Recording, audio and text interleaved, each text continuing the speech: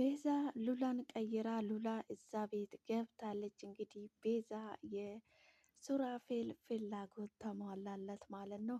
ምክንያቱም ሱራፌል ቤዛ ከዛ ቤት እንድትወጣ ስለሚፈልግ ሉላ ገብታ ቤዛን ሆና ሁሉንም ነገር እንድትጨርስለት ፈልጎ ነበረ። ሁሉም ነገር ተስተካክሎለታል። አሁን እንግዲህ ሉላ ገብታለች ማለት ነው። ጉቻና ሳሚ እንግዲህ ወደ ትዳር መንገድ ውስጥ ገቡ ማለት ነው። ሁሉም ነገር ጨራርሷል ማለት ዝግጁ ሆኗል ማለት ነው። ቤዛ እንግዲህ ሉላን ተክታ ወጥታለች። አቶ ሱራፌል በጣም ደስ ብሎታል ማለት ነው። ሮቤል እንግዲህ ያኔ ተጠራጥሮ ነበረ እራት የጋበዛት ቀን ማለት ነው። እራት የጋበዛት ቀን ሉላ አይደለችም ቤዛ ናት ብሎ ተጠራጥሮ ነበረ ማለት ነው። በዛ መሀል ነው እንግዲህ ሱራፌል አጋጣሚ መሀል ገብቶ ቤዛን ከዛ ቤት አስወጥቶ ሉላን ያስገባት ማለት ነው። በንጋታው ነው እንግዲህ አቶ ሮቤል ቤዛን መስላት ሉላን ሄዶ ሲያስመረምራት ራሱ ሉላን ሆና ታገኘች ማለት ነው። እንግዲህ አንዳንድ ጊዜ የሚመሳሰለው መልክ በጣም አስቸጋሪ ነው ማለት ነው። አቶ ሮቤል እንግዲህ ያሰበው ነገር አልተሳካለትም ማለት ነው። ሱራፌል በጣም ነው ደስ ያለው ቤዛ ከዛ ቤት ከመውጣቷ ማለት ነው። ሉላ እንግዲህ በዚህ ሰዓት በጣም ትልቅ እንትን ጀምራለች ማለት ነው። አቶ ሮቤል እንግዲህ እውነት እየወደደች እውነት እያፈቀረችው እየመሰለ ነው። ሉላ እንግዲህ እያሳየችውን ያለችውን አክሽን በጣም ተገርሞ ተደንቋል ማለት ነው። እንግዲህ ለአቶ ሮቤል እኔ አንተ ግን እኔን እውነት ወደኸኝ ነው ወይስ በቀል ነው የፈለግከው በማለት ብዙ ነገር ጠይቃለች ማለት ነው። ለምንድን ነው እንደዚህ የምትይው? እኔ በጣም ነው የሚወደው በጣም ነው የሚወድሽ የማፈቅረሽ አላት ማለት ነው። ስለዚህ አንተ እኮ ባለትዳር ነው ትላለች ማለት ነው። ትዳር እኮ የተፋታው ፍቺ ላይ ነኝ ያለሁት በማለት ይመልስለታል ማለት ነው። ሳሚና ሉሲ እንግዲህ አንድ ላይ ነው ያደሩት። የፍቅራቸውን ጊዜ እየቀጩ ይገኛሉ ማለት ነው። ሉላ እንግዲህ ከአቶ ሮቤል ጋር ትልቅ እንትን ውስጥ ገብታለች ማለት ነው። ዛሬ ውጭ አውጥተህ ዘና እንድታደርገኝ እፈልጋለሁ አለችው ማለት ነው። ደስ ይለኛል አለችው ብሎ ከቤቱ ይዟት ልትወጣ ሄደ ማለት ነው። ሉላ እንግዲህ በዚህ ሰዓት በጣም ኃይለኛ እንትን ውስጥ ገብታለች። በቃ ኤል ውስጥ ገብታለች። እኔ ካልኩሽን ውጪ በጭራሽ ሌላ ስህተት ምንም ነገር እንዳታደርጊ በማለት እንግዲህ ቤዛ በመሀል እየደወለች እያስጠነቀቀቻት ነው ማለት ነው።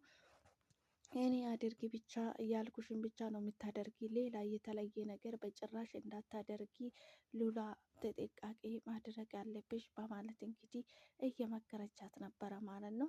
ሉላ እንግዲህ በዚህ ሰዓት በጣም ኃይለኛ ጥንቃቄም ላይ የሆነች እያስመሰለች እንግዲህ አቶ ሮቤልን እያፈቀረች እየመሰለች እንግዲህ ብዙ ነገር እያደረገች ነው። እንግዲህ ዘና አድርጎ ሲመለሳት እንግዲህ ወደ ቤቴ እሸሽ ልሂድ ስላት እኔ አልፈልግም ወደ ቤትማ ይዘኸኝ ከሄድክ እንደዚህ አይሆንም። ለትዳር የምትፈልገኝ ከሆነ በተግባሩ በህግ በአግባቡ እኔን አግብተኝ ነው እንጂ ወደ ቤትክ ሊሄድ የሚችለው ዝም ብዬ አልሄድም። እንደዚህ ሲታየኝ ርካሽ ሴት ነው እንደ የሚመስልክ በማለት እንግዲህ መልስ ሰጠችው ማለት ነው።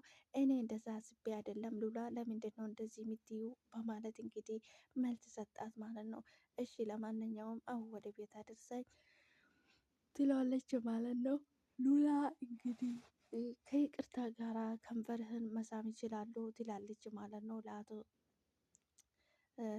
ሮቤል ማለት ነው። አቶ ሮቤል ይደነግጥና እንግዲህ ሉላ ቀስ ብላ እንግዲህ ከንፈሯን ትስበዋለች ማለት ነው።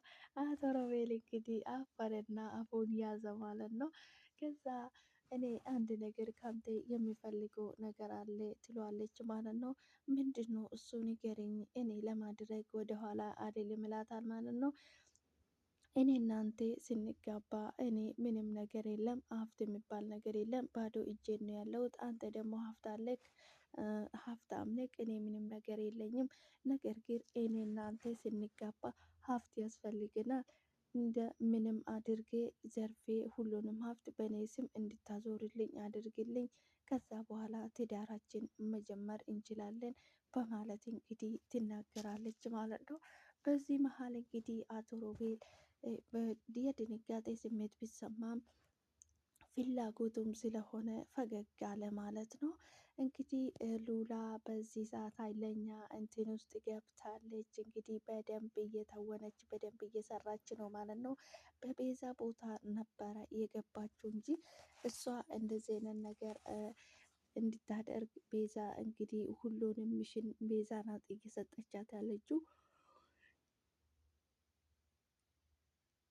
ሉላ በጭራሽ እኔ ካልኩሽ ውጪ አንድም ነገር እንዳታደርጊ፣ ምንም ነገር እንዳትፈጽሚ፣ እኔ የነገርኩሽን እኔ አድርጊ ያልኩሽን ብቻ ነው የምታደርጊ፣ ጥንቃቄ ማድረግ አለብሽ በማለት እንግዲህ ቤዛ እየደወለች እየነገረቻት ነው ማለት ነው ለሉላ። ሉላ እንግዲህ እህቴ ምንም ችግር የለም፣ እኔ አንቺ የምትፈልጊውን ነገር እንዲሳካልሽ ነው የሚፈልገው፣ አታስቢ፣ አንቺ ካልሽም ውጪ እኔ ምንም ነገር አላደርግም፣ ምንም አታስቢ፣ ምንም ነገር የለም። ነገር ግን አሁን በጥሩ ሁኔታ እየሄደ ነው ሁሉም ነገር። አቶ ሮቤልም ሁሉም ነገር በሰላም እያስኬደ ነው። ሁሉም ነገር እንደሚሳካልሽ ተስፋ አደርጋለሁ እህቴ። እኔ አንቺን እንደተናደርሽብኝ መልሼ አንቺን እንደማስደስተው ተስፋ አደርጋለሁ እህቴ። ምንም ነገር አታስቢ፣ ሁሉንም ነገር አደርጋለሁ፣ በድል እንደምንወጣ አስባለሁ ትላለች ማለት ነው። እኔ እንጃ ሉላ ውስጤ ፈርቻለሁ፣ ውስጤ ፍርሃት ፍርሃት ብሎኛል፣ አላቅም ብቻ አንቺ ከነገርኩሽ ውጪ ሌላ ነገር እንዳታደርግ ትላታለች ማለት ነው። እህቴ እንደዚህ ማለት የለብሽም፣ እየፈራን ነው እንደ ጠላቶቻችን የምንጋፈጠው። መፍራት እኮ የለንም። ጠላቶቻችን መጋፈጥ ያለብን እየፈራን ሳይሆን ደፋር ሆነን ነው መሆን ያለበት። እንደዚህ እንዳትዪ ሁለተኛ ትላለች ማለት ነው። እውነትሽን ነው ሉላ፣ ጠላታችን መጋፈጥ ያለብን እየፈራን ሳይሆን ደፋር ሆነን ነው እንጂ። እውነት ነው፣ ትክክል ነሽ እህቴ ትላታለች ማለት ነው። እንግዲህ እኔ ካልኩሽ ውጪ ምንም ነገር እንዳታደርጊ፣ አንቺ እኔ ያልኩሽን ብቻ ነው ማድረግ ያለብሽ ትላታለች ማለት ነው። እንግዲህ ሳሚና ሉሲ በጣም ኃይለኛ የፍቅር ሮማንትን ውስጥ ነው ያሉት ማለት ነው። በዚህ ሰዓት እንግዲህ አንድ ላይ መኖር ጀምሯል ማለት ነው።